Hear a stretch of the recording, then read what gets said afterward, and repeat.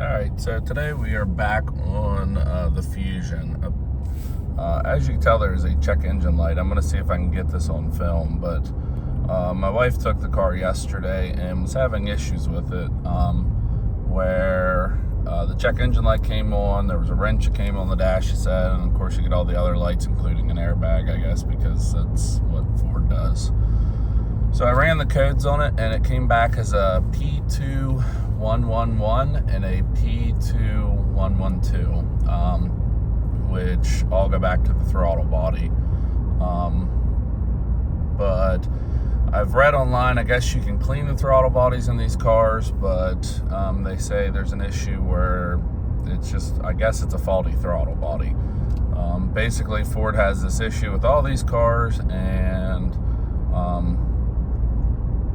I don't know. I guess it's not just these. I saw the Explorer and the Escape too, but I'll try to catch this on the film. Obviously, ignore the washer fluid level. I'll change that here later. But this car is ready for its second oil change. I did a oil change on it when I first got it, and this will be the second one. I'm going to do another transmission fluid change, and of course the engine oil. But I don't know. Hopefully this isn't an indication of the reliability of this car. I have, in one oil change, I've had to replace a second wheel bearing up front and a wheel speed sensor, and now we're going to be doing the throttle body. So like I said, hopefully this isn't an indication of what this thing's going to be like, because if it is, it's going to be gone. I like the car, but if it's going to have these kind of reliability issues, I don't want it. I like cars that just kind of leave you alone and do their own thing. And it's not that I'm brand biased, but I'll go back to a Honda where they leave you alone forever. So I'm going to drive a little bit and see if I can get the car to do what she says it does.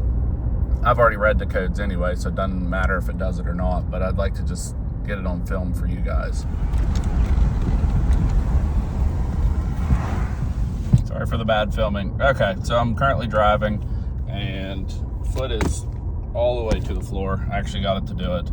So it is idling really, really rough, and there's no input. So, and it's shaking. Let's see if I can see the tack. So I'm gonna try to get up here, because if I'm gonna have to shut the car off.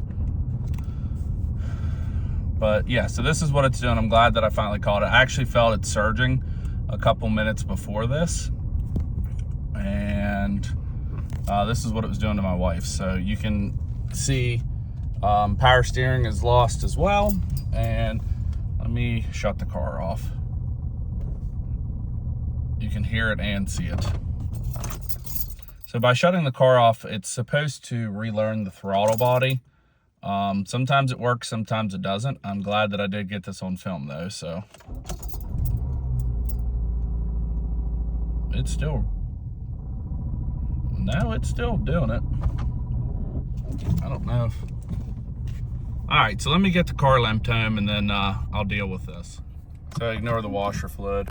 But as you can tell, it's idling, and we are good to go on the gas pedal again. So I'm gonna get this limped home, and we're gonna get this fixed. I have heard that you can clean the throttle bodies, and it's supposed to be able to fix them. I'm not dealing with that. I don't want to be driving somewhere and away from home. So, and I'll show you how to do the relearn procedure. I do have forescan, but we're probably not using that. I'm going to do another way. So, as soon as I get home, we'll start with this video. Okay, so we're back home in the garage. Like I said for earlier, sorry for the filming. I was trying to get off the road. The car had zero throttle input, and I wasn't trying to get hit. So, these are the codes that are stored for it. And of course you saw what it's doing. We don't need to do anything else from there. So I'm going to unplug it. But I will say this, for these cars, there's not a whole lot online for like how to replace the throttle body on the 2.5, at least on the second gen Fusions. Like the first gen Fusion, it's everywhere. But for this, not a whole bunch. So hopefully this can help some other people. And like I said before, hopefully this isn't an indication of how this car is going to be. So there's the part number. I got it from Advance Auto. I think it was like $130 originally.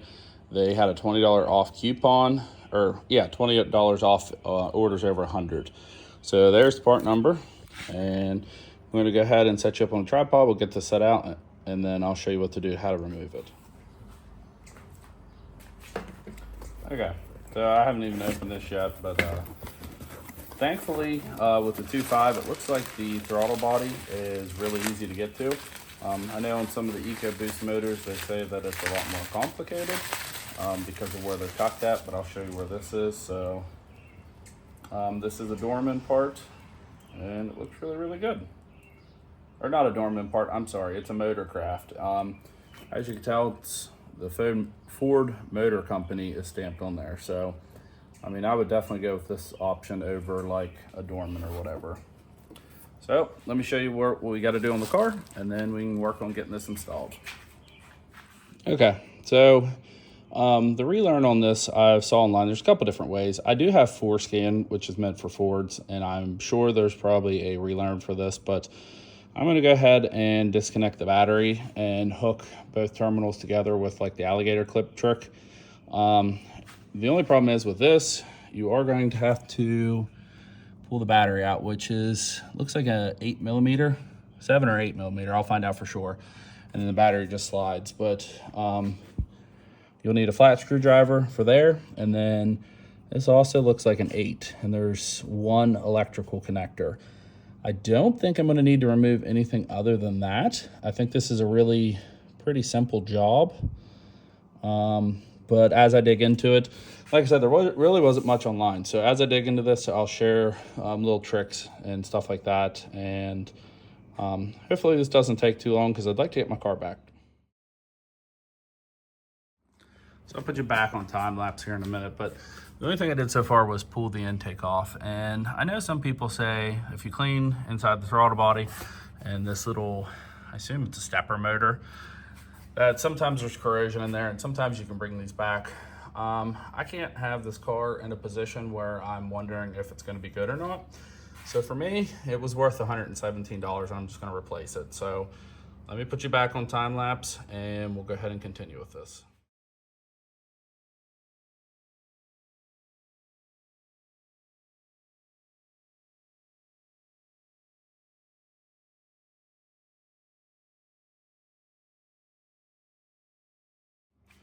So I don't have alligator clips, but this is the best I can do. You're supposed to leave this on for like 15 minutes.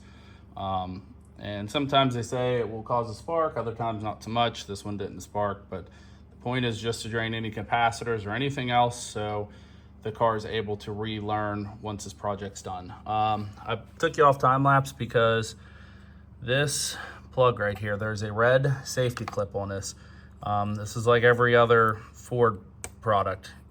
There's the safety part you got to lift up, and then it should, let me make sure so I don't break it. Give me a minute, let me look at this and I'll show you how it comes out. I haven't got that far yet. It was easy, I didn't need to put it off camera.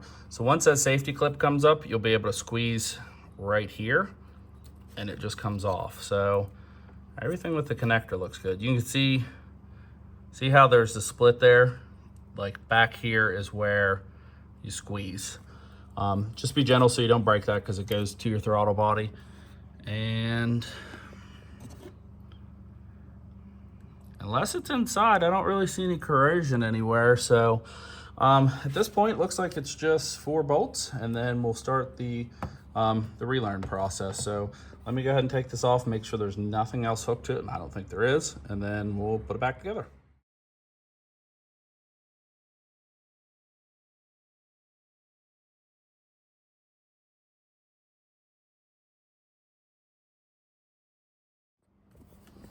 Okay, so if you have the 2.5, this is not a hard project.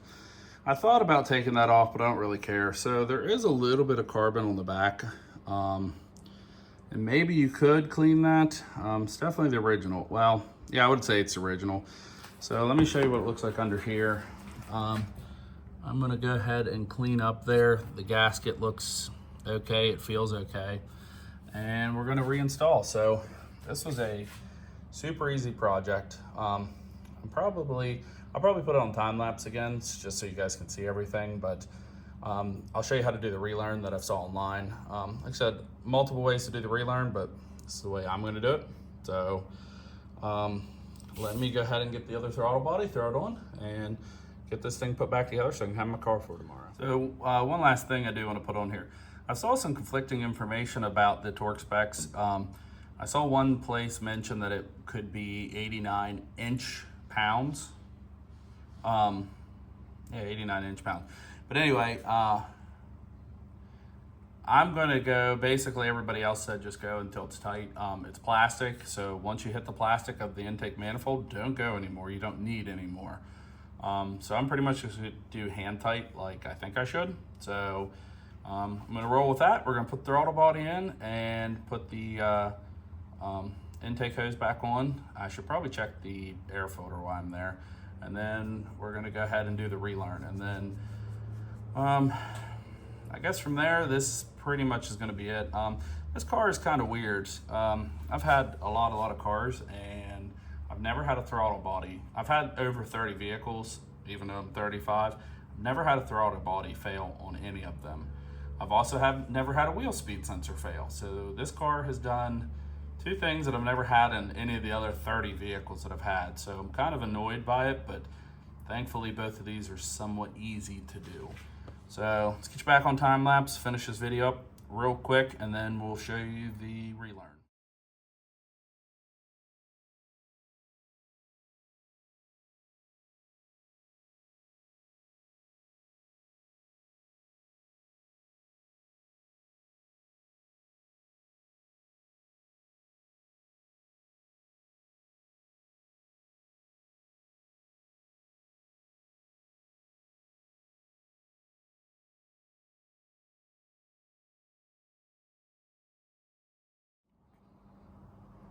So there's the tools I used.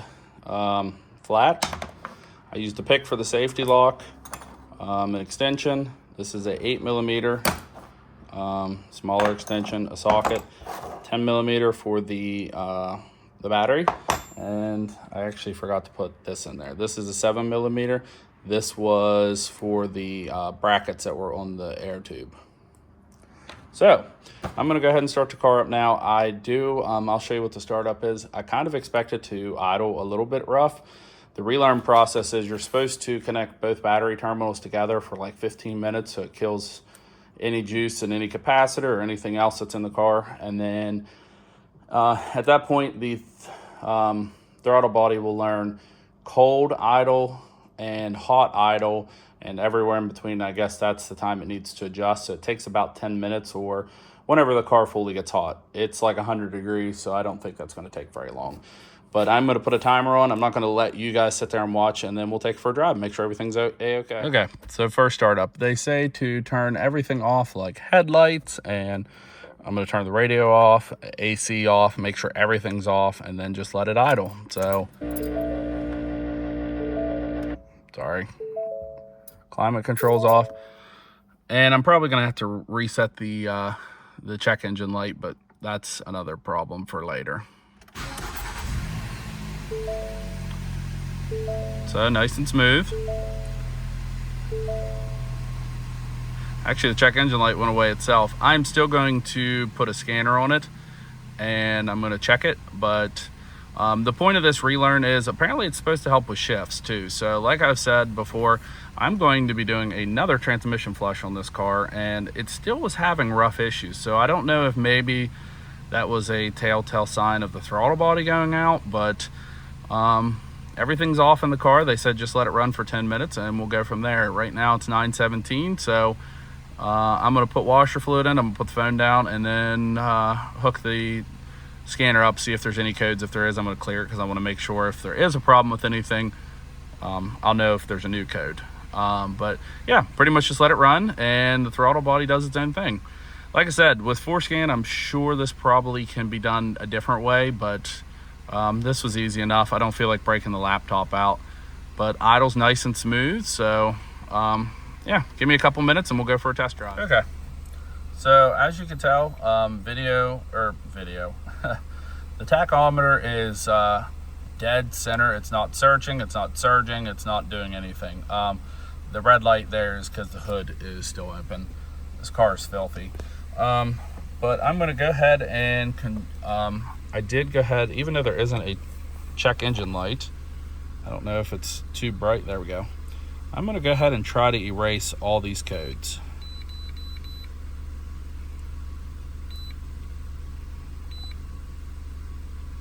I just wanna make sure nothing's coming back, and I am gonna go ahead and close the hood. Well, that one's a permanent code. Well, we're gonna have to check on that one. There's no light on in the dash. Maybe once it finishes with the reset.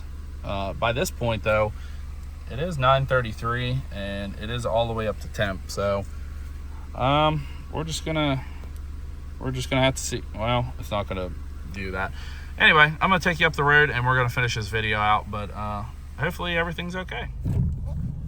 Okay, so first test drive. It does shift a little smoother too. They said by doing this recalibration that it would make things, oh yeah, it definitely shifts nicer.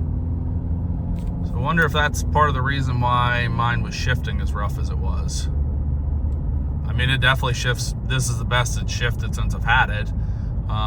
It did get a little better after I changed the fluid, but so there's really no way to tell if this is 100% fixed. I mean, I know the throttle body code's what it said, but I am kind of curious about why the other one was permanent. I'm gonna try to drive it for a couple days and see what happens, and then retest it. There's no light, so it might be one of those things that are just gonna be forever stored, or until it recognizes that it is fixed. But like I said, it's time for an oil change in this. This will be the second one that I've done. I got a new drain plug for it. It's getting transmission fluid done again, just because the skid plate's terrible to take off. But I don't know, I'm really impressed by the Relearn so far. I'm surprised that I didn't expect anything from it, but they said it definitely makes it smoother, and it did. So but anyway, thanks again for watching. This is a super short video. This is why I like the 2.5 motors, because they're super easy to work on. And I know a lot of people with the EcoBoost motors said that they are hard to get to the throttle bodies, and apparently they're a common problem on all these. So if you guys have any better ways of doing anything, or you want to comment below, go ahead. And thanks again for liking and watching and subscribing, and see you next time. So bonus part of the video, I just got home, garage still a mess. The code did clear. I guess it just needed to be driven a little bit. I'd show you the progress on the patio, but it's 9:40, 9:50 at night. So yeah. But anyway, thanks again for watching, and I'll try to stay out of the sun and not get burned anymore.